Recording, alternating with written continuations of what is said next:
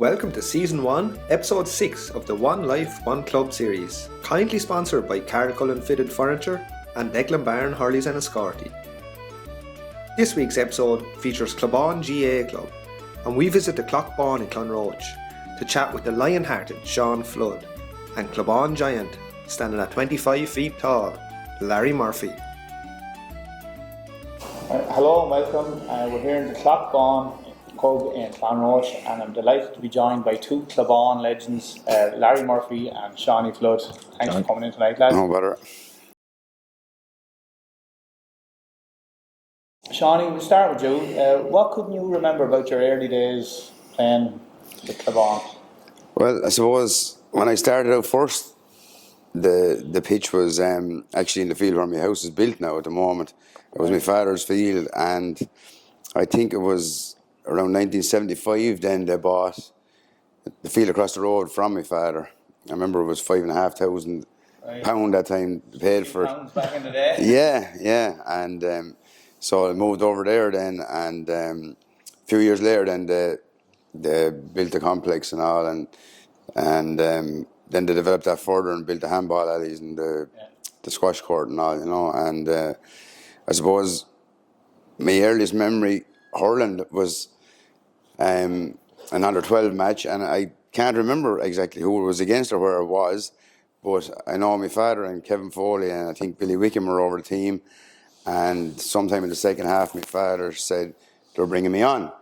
So I went on anyhow, and I ran over. I was going on wing back in an northern position, and I turned around and ran back again and said, "Daddy, I'm not hurling any girl." So that was my first day I remember coming on. But he said to me, "Well, you either hurl on a girl or you won't hurl at all." So I went back again, and I don't know how it went, but that was my first memory, you know, at a young age, like so. Yeah, and your father was one of your main mentors and coaches, probably all the way up along. Yeah, most of the time it was kind of myself and Billy Wickham and Kevin Foley, and John Jude was thereabouts every now and again too, like, you know. So when the new field opened up, like, sure, when we were chaps there, we were in picking stones and getting ready and everything else. But every Sunday morning, then after mass, to be a right crowd up in the field hurling, like, you know, all us and Ger Floods and Harringtons and Buzzer Ryan and I don't know, there was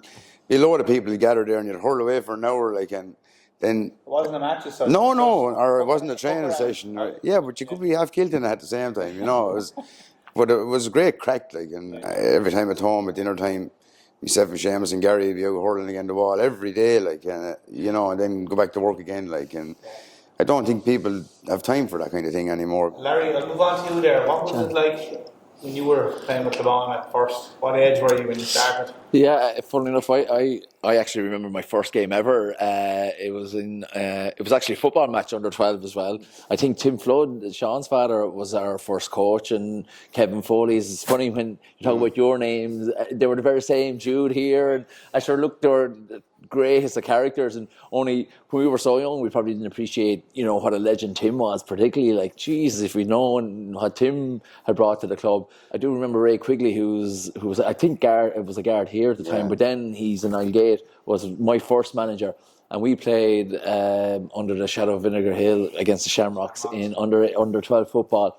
And I remember, not only could I tuck the jersey into me togs, I think I could tuck it into me socks. It was that big on me, and there were and I remember saying to him, "What'll I do?" And he said, "When you get it, just run with it." And that's what I did. I didn't bother soloing or hopping it. I remember the referee blowing it up, and I started crying because I didn't know what I was doing and all this kind of crack. But it was just such an innocent time, and you were just so proud to get a jersey, but you didn't realise it. It was great excitement in your life. It was like I said, I'm 50 now, and I still remember that day. It was under Vinegar Hill, so it was massive. Yeah, I just remember, like, you know, the likes of John Codd and because we were all around the one age group. My own dad was involved, and Noel Keelty and sure the Jude, and sure, Jesus, Kevin Foley, I think, was involved in every team for 150 years. Like, he was an unbelievable character and had an unbelievable passion. And I think what we didn't realise back then is those lads really believed in the youth. You know, they were they could have easily moved on to the adult teams, but I think a lot of them stayed with the youth teams to give them their ground, and particularly Tim. now would have been, and teaching us the basic skills of the game, and then you just got a love for the jersey. And like, we weren't overly successful all the time. As Sean was saying, I never won a medal underage. I only have the one medal with the club, which is when you think of all the years you gave and the blood, sweat and tears. But I think that kind of made us united and really, really bonded, because we were all struggling to get over that line, and eventually we would get one with the seniors. But it was, but it was great times. I don't think that bothered us. But the funny thing about Kevin Foley was he knew every chap, like, and even in latter years when he wasn't over teams, and he still knew. Yeah. But every chap, he called him their father's name. Do you know what I mean? But a great, great character, and the whole family were immersed in the club as well. Yeah. It was brilliant, like, and they had the keys to the complex, and if you ever needed to go down, they had a football then or whatever. They were brilliant. Like Kevin used to put the sheep in a good bit too, and he'd be out picking the sheep shit over before before the match on. And you mentioned about the handball, Ali, Shawnee. Did you play a bit yourself, just to keep fit? Or I did. Well, myself and Gary used to play. Like, there used to be tournaments in. I think it was Tom Welch used to run the tournaments, and then we entered in the junior county thing. Like, myself and Gary, we used to go around the country playing. Like, we weren't juniors where we were. Like, but I used to love it. Like, and I remember when it was built first.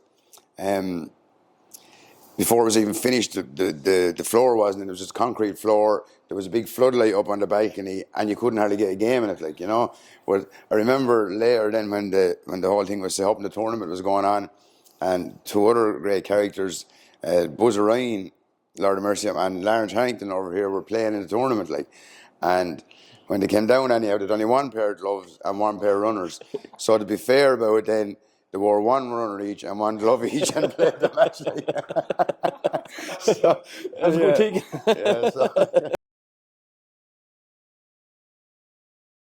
Larry, what would your standout moments be of your Cloughbawn career? Oh God, there were very few and far between. Well, I do remember the '87 county final, because that was the first. I was only 15, so the excitement in the parish was just unbelievable. I don't think we had been in a senior final since the '50s.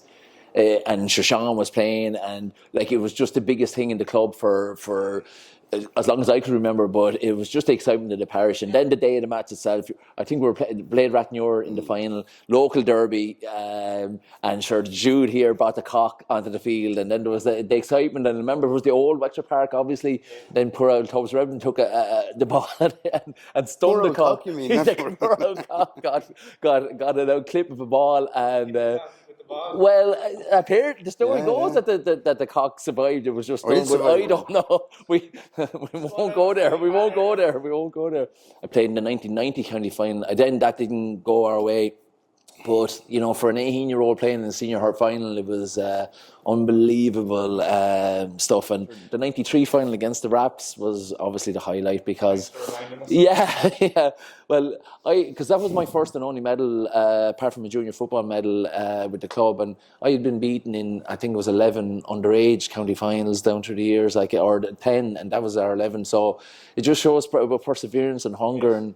and we some great characters. You had a good crew of lads coming through. If you had got to those few finals and semi-finals. Yeah, we probably underachieved, I'd say. We probably, were aging a little bit. And then a few of the lads who were stalwarts and had done an awful lot of hurling just kind of missed out. I do remember, I think I was marking Pat MacDonald, and he hit everything that day except the ball, because I remember getting so many shots off the ball, and I was terrible the first day, and in the replay I scored 1-2, which was a relief to get over the line, but a relief that I felt I contributed, because I contributed nothing the first day. For me, that was probably the highlight for hurling career. I don't know about you, Jack, but that's true. I think it's nearly more or less the same story that he's telling you there. Like, I suppose, like, the 87 one, I kind of felt this was going to be the norm.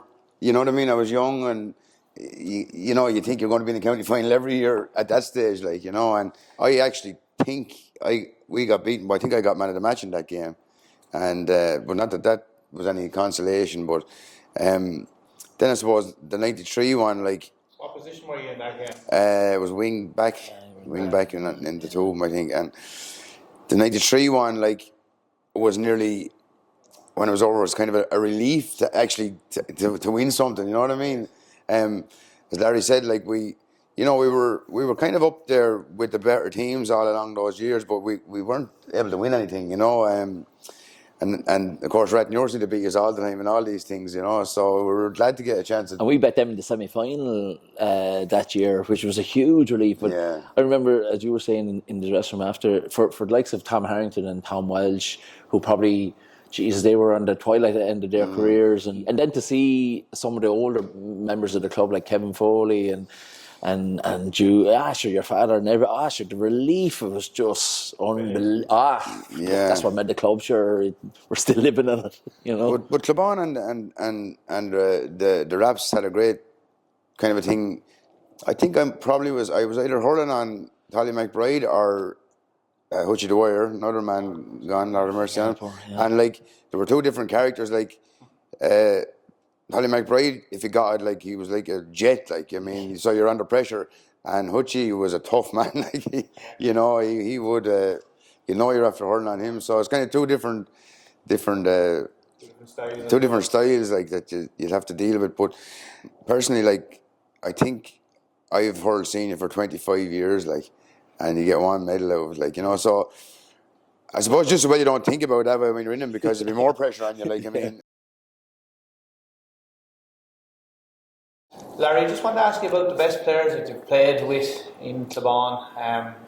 Who stand out to you now as obviously Sean, because Give you that tenor there now. Yeah, no, sure, he was on the county team and he was somebody you'd look up to or look down on, whichever way you're looking perspective. Anyway, Don't forget him next. Yeah, and we soldiered a lot, but geez, Cloughbawn had a knack of always producing, particularly underage, some decent players. Like I thought Gary Flood, Sean's had played a lot underage and probably just needed, probably wasn't as fast as Sean to kind of go on and play senior, but would have got trials. And Asher Tom Welch was an absolute legend, and Ger Flood and John Fleming. I thought a couple of the kids, Kyoka and Pat Crane. I thought Crane was a great flair player and sort of he played half back. And Edmund O'Neill was a very consistent, real good cornerback.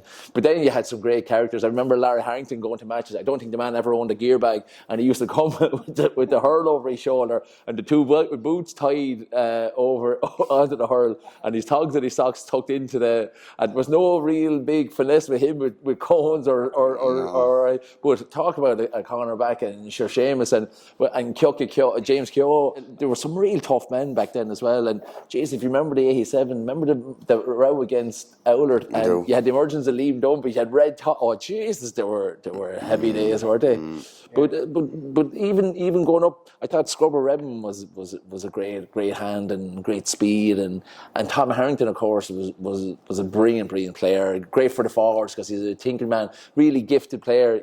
I think training was his biggest nemesis. He wasn't a huge fan of training, but there were some great players down through the years, and you'd hate to leave any out because you had Sean Wickham, the Wickhams, James O'Connor played. You all played a minor or Ireland final, and Paul Carton, of course, was a super player, and even I thought Alan Carton as a modern player was just such, and he's still playing, still there, such an honest, no BS type of player. He real quiet, but he gave you everything he had. And I love playing with lads who were just pure honest. They mightn't have been the best hurlers, but you knew if you were going to war with them that they'd be going over when the whistle blew to over no man's land with you rather than running the other way.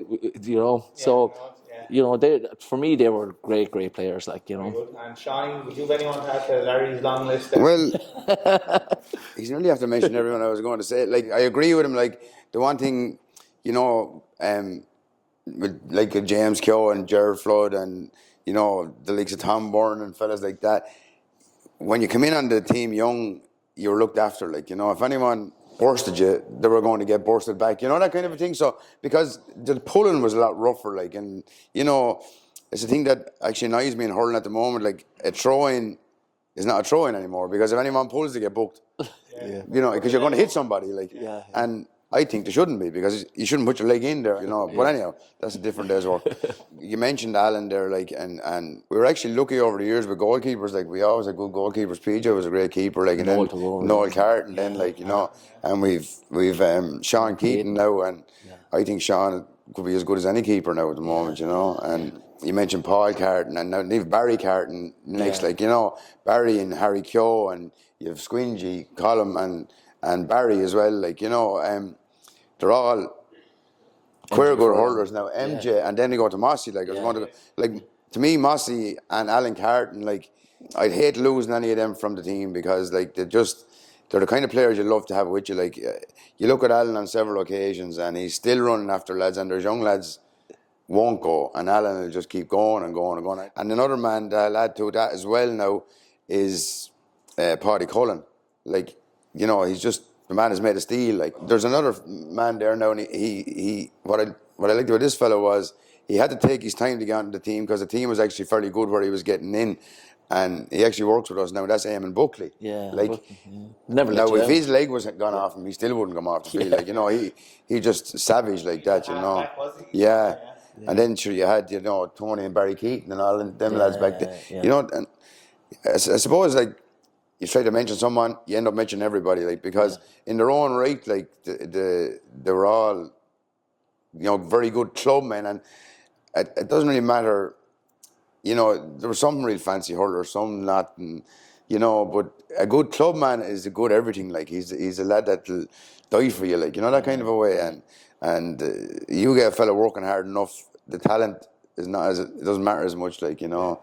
And then of course nowadays, then you have coming along there now the next bunch, like you have the Whitties, like, and you have Connell at home and Liam and John Fleming's two chaps are in there, and you know.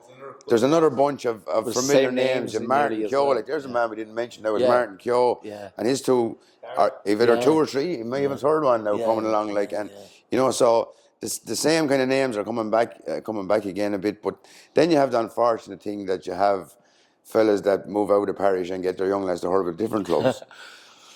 Yeah, we won't even go there.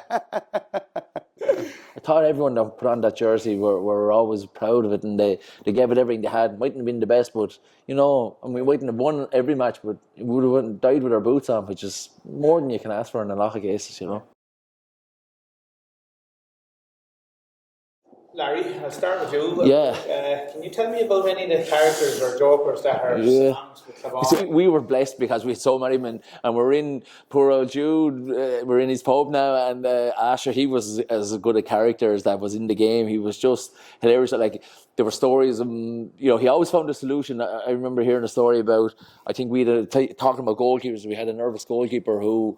I think they were in some final or something, and he used to kind of get nervous before the match, and Jude suddenly produced some sort of a tablet or something to give him to calm him down, and it ended up being a greyhound pill or something like that.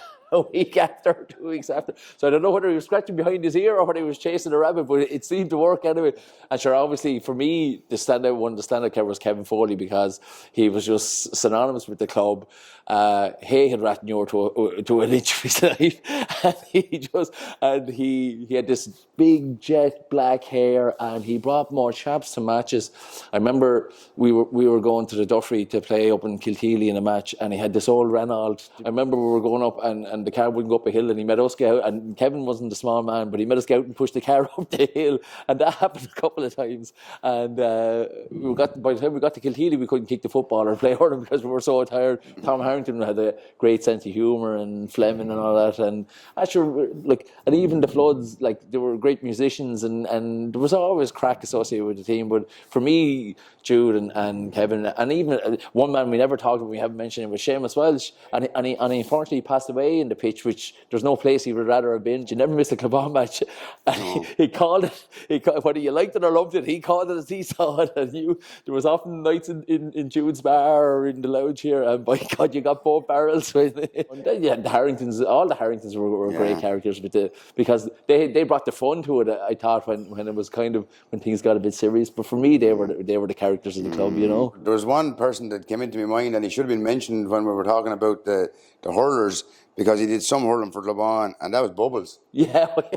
You know, and like, if you ever got a character, I mean, I'd say he never wore his own togs because he never had one. Like, but if you had one in the bag, it was gone. And like, if you know, it's nothing really fitting because it probably wasn't his. Like, he never had a togs or a jersey or a fag. And so he was always looking for that. But it was some hurler for Cloughbawn, like, in fairness to him, like, and I'd probably say that everybody in every other club in the county were trying to get a belt to him, and most of the lads in Cloughbawn were trying to get a belt to him as well most of the time. But and still they weren't able to do it. Like, Oh, there's but, other two, I think. you know, but Yeah. I think Seamus Welch, like, is strange now over in the hurling field, like playing, you know, if there's practice match on or anything, Seamus would be flat out up and down the line, and he'd report back to us or wherever bunch you'd be in, and you'd know every lad would be playing and who they were and what they did and who the team were and how good they were. But you'd have all the information, like. And now we're at the practice matches over there, and no one knows nothing because with Seamus, he'd when I was playing Wexford, I'd always have a fair idea if I was dropped because I'd hear the under 50 coming down the lane, and you're not on Sunday, he said. And that'd be the first place you'd find out. Like, yeah, he'd know. He would. He'd know everything, and he just loved Cloughbawn to the last. Oh, Jesus, he like I was- tell you the way it was with him, and I suppose as Larry said with Kevin as well. Like, if you were bad, you were told. Like, there was no doubt about it. But I'd have to say with Seamus and all, Seamus could give out till the cows come home about you. But if somebody from outside Cloughbawn gave out about you, he could say it here. But no one else, he'd be standing up for you straight away, like, you know. But And when we won that county final, I don't think there was prouder men in the parish than those lads, because Jesus, they had soldiered for so long. I'd say they thought they'd never see it. and Kevin Foley, like, was just I suppose he was kind of our choppers. Remember choppers? Yeah. But I remember one day we were in the dressing room and I think somebody was spraying themselves with body spray. And I remember Foley saying, he said, if you heard as well, you just smelt, you'd be winning every match, you know. So you were left to know in certain terms. Winning was the first thing, smelling well was the second thing after that. Jesus. Yeah. You know, oh God, he was a character. Yeah. Lads, all clubs have their unsung heroes, people doing the work and the donkey work behind the scenes. Can you think of any Shawnee in Cloughbawn that were fit into that category? Well, I suppose the first one comes to mind is Nancy Foley. Like, she was always there making the tea and looking after everyone that way. And she'd get another crowd of women with her. Like, you know, I suppose most of the players' wives and stuff would come in and help out, but she'd be in charge of the whole thing. Like, and Tish Codd and Fish and John and Lily Keelty and Trish Keaton, like, with the Camogie, like, you know, they got the Camogie going again, I think. Big time. Like, I wouldn't remember the years now, but they done a power work, like, you know, to get all that back up and going again, like, and they deserve great credit, and not many people that know that, you know, that kind of a way. I thought John Codd and Tish Codd did unsung work but anyone that's out selling Laho tickets for the club and keeping and buying them, and they probably bought more than they probably sold because they had to. And James Hendrick, like, when the pitch was bought and the complex was built and all, Jimmy was very, very much involved in that. I think probably for 20 years he was either secretary, treasurer, chairman or something. I think Dennis Kennedy might have been the chairman at the time. But James Hendrick was massively involved and still is involved in the club, like, and his brothers as well, like, you know. So I think Jimmy is one man now that's done an awful lot of work in the club over there and had a good vision, like, you know. So I think he deserves definitely a mention in that. But all those, they're the unsung heroes who they get enough, and they're doing it for the love of the club. And to me, they're the bedrock of every club in the country, probably. Like, we're very lucky to have Suzanne Keaton there. She's the secretary, like, and she's been there for a good few years, like, and she's excellent, like, you know. But even Kathleen and Ines Gaffney, Ines Dempsey. I can't be mentioning my own wife now. They all done their stint, like, treasurers and Maggie stuff. Summers and all. Maggie with the Camogie and Michelle Foley there is the treasurer now as well. Like, you know, you've Linda Keogh doing the lot there now. But they're doing an awful lot of unsung work and sponsorships, like the Keatons and even Snags here and everyone. Like, it's a pity you probably don't get enough recognition, and you'd be afraid to leave anybody out. But but they're to me are all heroes. Like, I suppose when you think of Cloughbawn, you probably think of Tim Flood comes to mind straight away. But Larry, what did Tim Flood? What was his influence on you? Says growing up as a hurler. Yeah.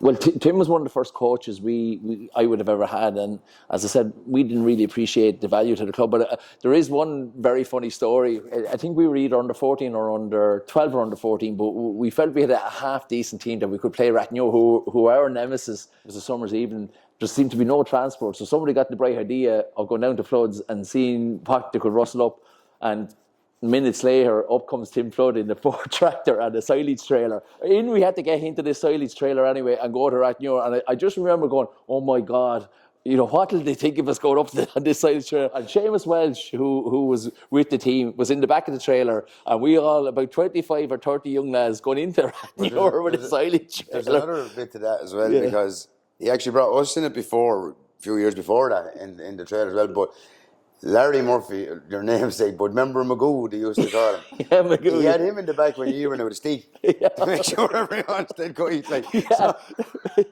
I don't think it worked today, but anyway. Just never forget the shame of going up to Rathnure in the silage trailer and the people of Rathnure looking at us going, look at these bunch of it's coming up to play us in a hurling match. And what made it worse, I think, was that the brakes must have been dodgy because he had to hop it off a wall to stop it.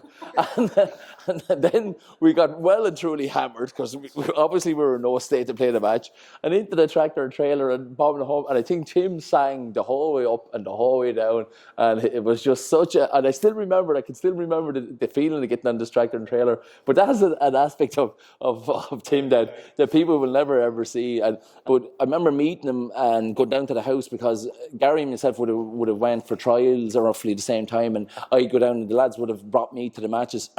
But going into the house to see the trophies and the sheepdog and the music and he had little or no mass on all those, you know, world champion for dogs, and you know, to be in the presence of probably greatness. I'm sure he's sick of listening to it, but like, do you know, for a young lad to see this was just, it left such an impression on you. Like, I'll just tell you one little thing.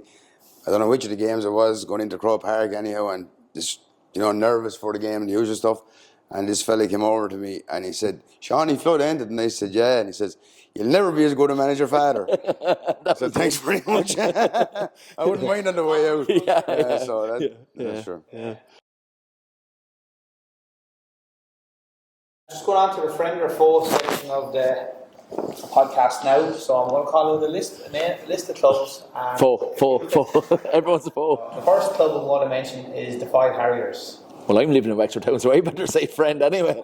That's me anyway. Yeah, well, I would say friend too. Like, you know, I think you can't beat the Harriers' wit. Like, and you know, you meet the lads out and all, and Brother. you know, I sure. You know, but like they are the Northern hurling and they're a witty bunch of lads, and the Harriers I always find. And Aldgate, Glenbrine, lad.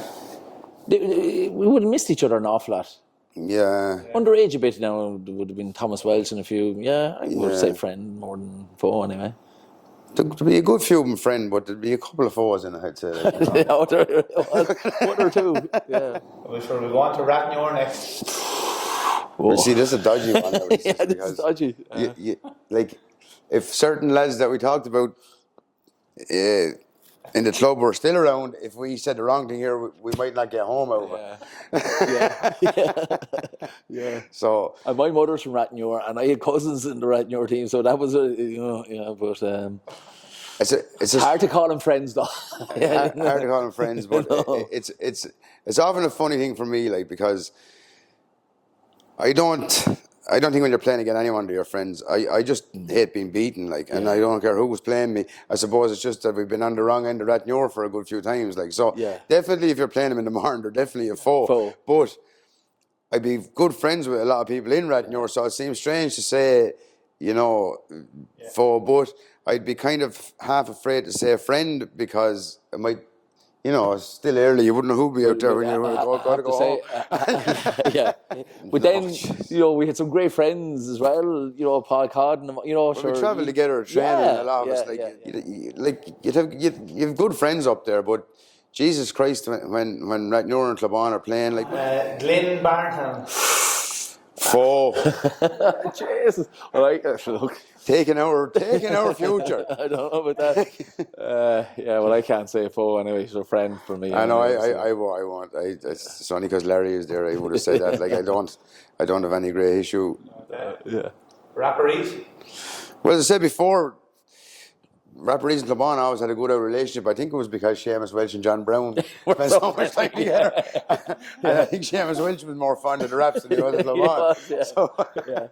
You know, but I wouldn't have any issue. Lads. I'd love to be able to beat some of these teams, but that's the only thing I'd say. But we'll move on. Buffer's Alley.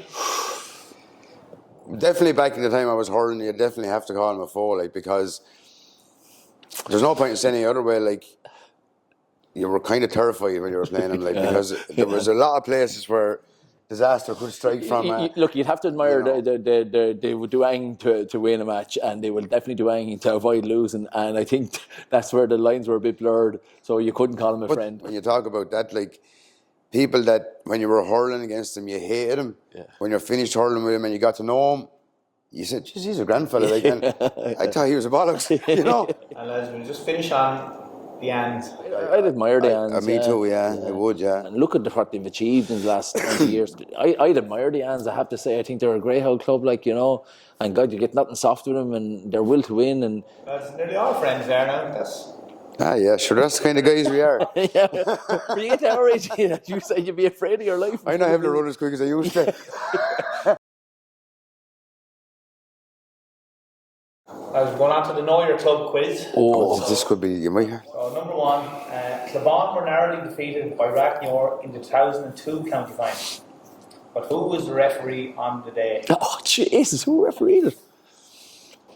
I don't know, there was so much rain coming. I didn't even know there was a ref on the field. It was that cold. How was that day? Jesus. Yeah. I think Nicholas Shaw refed the match before. Was that any good to you? I wouldn't have a clue. I know it wasn't Dickie Murphy. I was wondering if it was Dickie Murphy. I can't remember. Honest to God, I can't remember. Was it Dickie Murphy? No. I knew it. James Owens Was it? was. What was the scoreline in the Cloughbawn victory in the county final over the Rivalries in the 1993 Hurling final? Well, I may leave that to Larry now because I don't have a clue. Jesus, I wouldn't have a clue. I know there was 2 goals in it anyway, right? So I'd say it was about 2-11 or 2-12 to, I don't know. I didn't mind. We won anyhow, didn't we? We won. I'm going to 2-13, 2-14 is what we scored. I don't know what the Raps scored. That's not going to get you anywhere. No, but it's better than your guess.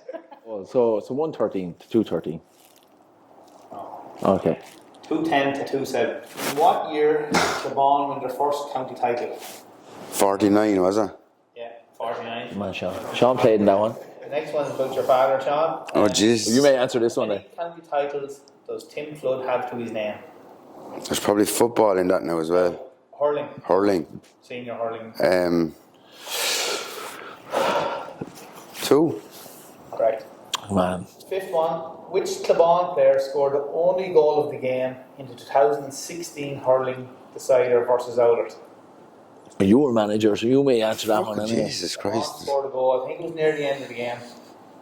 Come on, Larry, you were looking at it. I was concentrating. Yeah, I was. I'm just trying to think. It wasn't Squingy. No. Not Harry Keogh. Was it Harry? No, I don't know. I can't think of it. Squingy then, was it? Colin Keogh? That's Martin Keogh. Oh, Martin, was it? I'd say Martin Keogh. Can you edit that Final one answer. out? What year did MJ Furlong Oh, God. senior championship debut for Wexford? Sure. Well, I was gone in 04, so it's about 03, 02 or 03. I'd say 02, 2002. Sure. No, I'm not sure. No, I'm not sure. Jesus, I'm surely different. 2002 was Yeah. I was going. Larry. Well done, Larry. That's 3 out of 6. Alright, so I'll take that. That was better than any test we ever did in school, anyway. are there any future developments in the pipeline, say, for the development of the club in relation to the grounds or? Yeah, well, there actually is at the moment because we're in the process of levelling the old pitch, like, so that's been stripped off and bulldozed, and then it start raining, so it didn't get any further. So that's happening at the moment. Like, it's all the topsoil is stripped off, and then it's levelled up and all. But hopefully now when the weather gets better, we'll get back at that again. Like, I was in the field there one evening, and they were saying about the way the pitch, you know, we've nothing done with it. And I said, sure, there was a slope on it for years. You're all giving out about it's level now, and you're still giving out about it. So, yeah, that's the main thing, and I think there might be a few other things now they're thinking about doing as well, but they haven't got the whole plan together yet. Like, but the pitch has definitely been done. Are there any promising players coming up along? You know, CJ Dial here now and Jack Kavanagh up here, and Martin Keogh, they do a lot of work with the underage, like, and so they're kind of overall that end of it, like, but the Camogie is actually going well over there at the moment, like, there is a few good chaps over there at the minute now. And you don't like putting pressure on young lads either, but I think young Derek Keogh has a big future for Wexford. Oh, definitely, yeah. I think he's the speed and young Gary Kennedy. Young Gary Kennedy this year came on to the scene, like, I'll start with you, Larry. Yeah. Who do you think will be the All-Ireland hurling champions for the coming season? I think Limerick will give Wexford a good old go. I think they're the ones that will challenge Wexford this year to it. And anyone probably ahead of Limerick will be All Ireland champions for me. Okay, so Limerick. Sean? Yeah, I suppose everyone kind of think Limerick. Like I'm waiting to see about Waterford, because last year I thought Waterford were going to be the team that were going to beat Limerick, and they looked so good for so long, and then they completely flopped. Like, so, I'm interested to see what they're going to do. Like, can they come back? I don't know what. Like, but still, at the moment, I think Limerick. I think Limerick are going to win it. Yeah. The All-Ireland football champions? No, I think Dublin could be not even a dark horse. I think they were, gone through a bit of a transition, new manager and a few players now with Jack Mack back and a few. If I was a betting man, they'd be my €20 will go on Dublin for a good run at it. Sean? I'm going to go for Kerry. The only reason being I don't want Dubs to win anymore. Basically, they've won enough. Very good, lads. Last prediction I want to ask you is county senior hurling champions. Probably think a little bit different now than most people would on this one. But one of the teams that I feel, if they can get it together, could win the county final is the Harriers. I think they look like a good team. I think, they have a lot of good hurlers now, and I suppose the other team, and I think it'd be a good thing to see, would be the Raps. I think Raps and Harriers in a final now would be a good thing to see, and I think both of them are capable of being there. Like, and I think the team that wins it are the team with the forwards, and the Harriers definitely have the forwards that can win a county final. But so you could find an argument for the Raps without a doubt. I thought they were very, very unlucky this year not to be back in the final, and I think they would have really done well in the final. Wouldn't begrudge it to Ferns. I think everybody was thrilled to see Ferns win. But for me as well, Gorey are definitely a team if those forwards really click. For some reason last year it just didn't happen for them when it came down to the business end of the championship. That brings us to the end, and I'd like to thank the two of you lads for your time here. Great discussion and great insights from both of you lads, so thanks very much. And I'd also like to thank Cathy here in the Cloughbawn for allowing us into her premises. And best of luck, lads, in the coming year. Thanks, John. Thanks, John. Cheers. It was a pleasure. Larry, if you hadn't got the training to get now, you'd have been the right one. Jeez, I wouldn't have. I don't know like that. I wouldn't have went to it. Yeah.